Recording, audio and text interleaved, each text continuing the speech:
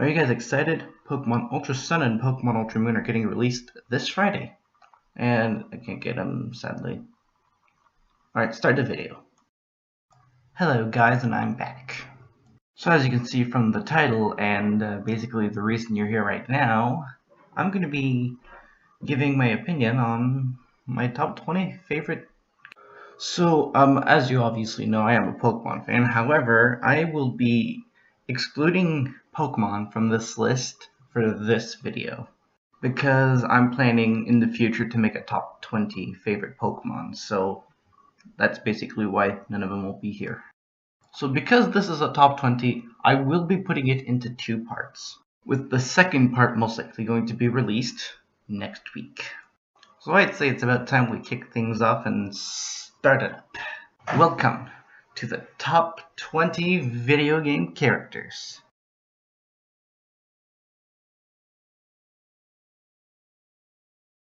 And hopping right into the subject of Undertale, comes in our number 20 of spot. Whether you like to admit it or not, Undertale had some very, very great characters, whether they be good or bad. Or maybe they're simply in between.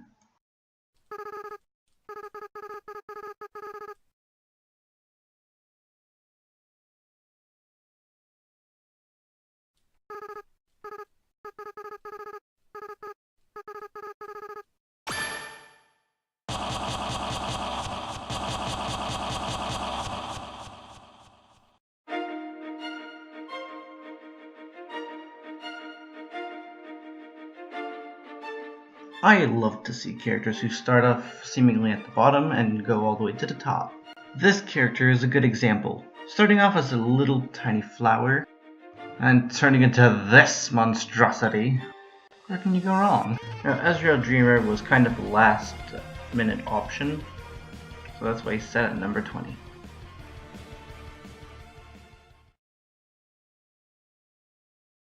I did mention no Pokemon would have made it on the list, but that doesn't mean that there won't be any Pokemon characters. This character was initially introduced in Pokemon Diamond and Pearl, and if I'm not wrong, he's been in every single game since then. And by looking the overworld of this city, you'll know exactly who I mean.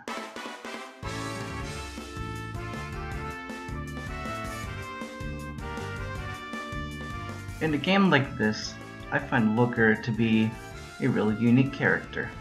Plus the fact that he seems to be a very reoccurring character, it's possible we might see him even more. Plus it doesn't feel like the same old story every time he comes around, it's always something new. He might not play that much of a big role in almost every game, and he's usually there for post-game content instead, but I still find him a cool character nonetheless.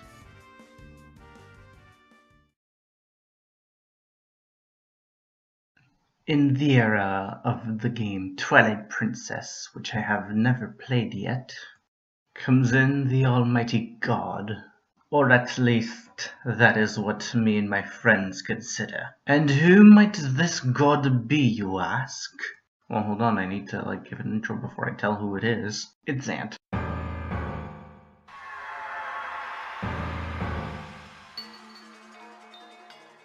Yeah, sure, villains are cool. But how about a psycho villain? He starts off as a very calm-looking villain, but then turns out to be very, very crazy. And of course, there's nothing wrong with that. If anything, this should be actually really cool. Although I don't exactly have much to say on Zant since I've never played his origin game, I can still say he's one of my favorites. I think until I play his origin game, he's going to remain number 18th for now.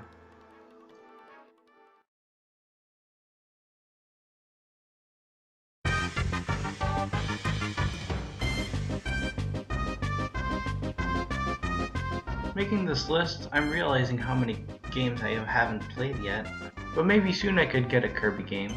However, one thing that remains true is that Kirby is a cool fella. I think the thing about Kirby that makes him Kirby is the fact that he can copy basically anybody's abilities by inhaling them.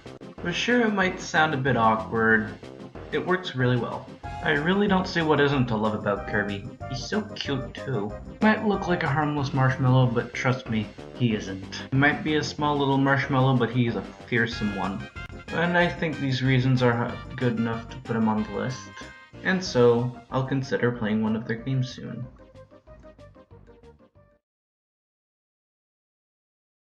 There is a rumor that somewhere in the Mario universe is one hero, an unspoken hero nobody sees a game of. This is your boy, Waluigi!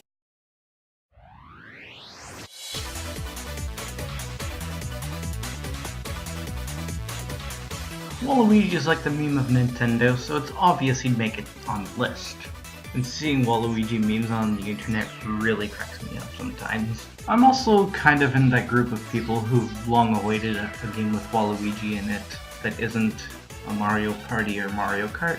But who knows, maybe he'll eventually get one. But I'd highly doubt it. Maybe eventually, if we wait long enough, Nintendo will say, you know what, let's just give up and give him a game with Waluigi in it. It could even be a game about him walking into a shopping mall trying to buy stuff and getting kicked out. It doesn't matter, I just want one.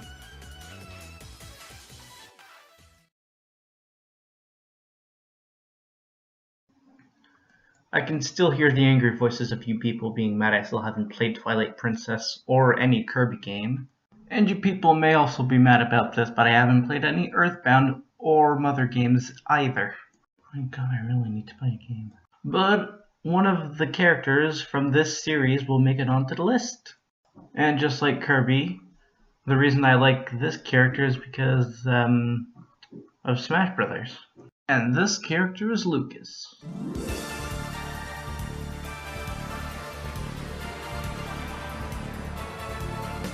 So if there's one thing I know about Lucas is that he has a really tragic backstory. And from what I see in the Subspace Emissary and Super Smash Bros. Brawl, is that he fears almost everything. And of course, this is what I like in the protagonist. Since the reason Lucas is on this list is mostly because of the backstory from him that I learned and because of the Subspace Emissary, there isn't much else I can say. But to close it up, he's still a good character.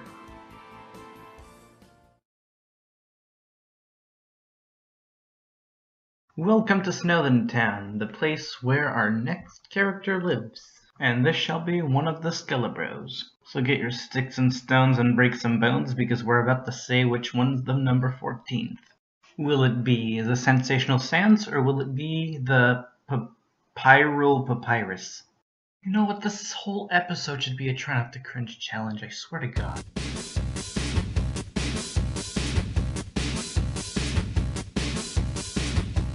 Forgive me, Papyrus, for I have sinned. If you dislike Sansa's jokes, then you will very, very much hate me. Now, I find Papyrus a really fun character because he's like an anti-Sans. And when a story is pretty genocidal and depressing, you always need a very fun character like this one. So yeah, Papyrus is just generally a really great character. I'd be willing to say he's a cool dude.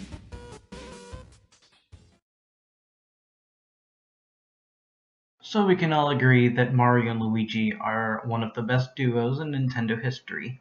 Being in a large variety of games together, these two brothers are probably inseparable.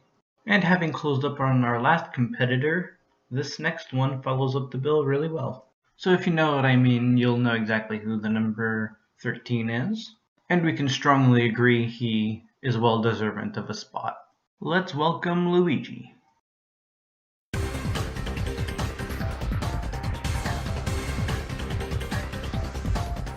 Of course Luigi was going to be on here. If you didn't know this, you should have known. The one who stayed in his brother's shadow for many, many years takes one of the highest ranks on this list. Not only that, but let's not forget that he is the star of my favorite game, Mario & Luigi Dream Team. So I think it's safe to say that Luigi is well deserving of being in this list.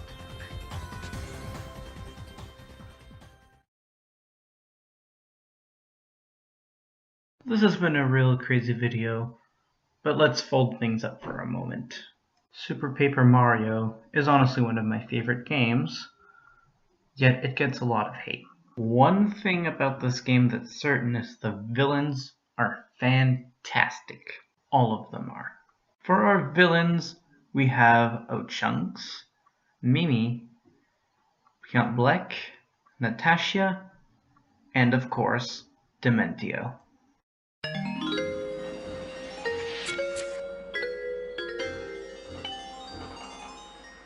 Oh, how the Super Paper Mario memories are already coming back. An awesome villain and awesome final boss. This ain't no illusion, my friend. No, it isn't. It's pure truth. Ladies and gentlemen, get ready for the greatest magic show you'll ever see, because it's hosted by this guy. In the battles you have with him before this one, you wouldn't be able to tell that he would possess this much power. He is one of my favorite villains of all times. I wish he would come back, but honestly, I don't think it will happen.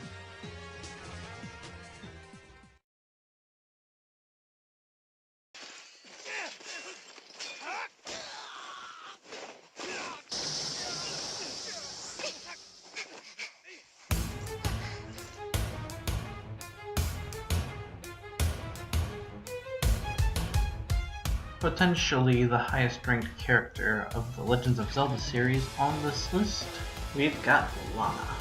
Honestly, since I started playing Hyrule Warriors for the first time, I knew Lana would have been one of my favorite characters in the end, who shamefully only appeared in 2 titles and may never return again. But even so, it doesn't decline the fact that she's a really great character. And I'm hoping that maybe they might figure out some more stuff that they can do with this character. But until then, these 2 games are all we've got. These 2 games and a heartbreaking tale.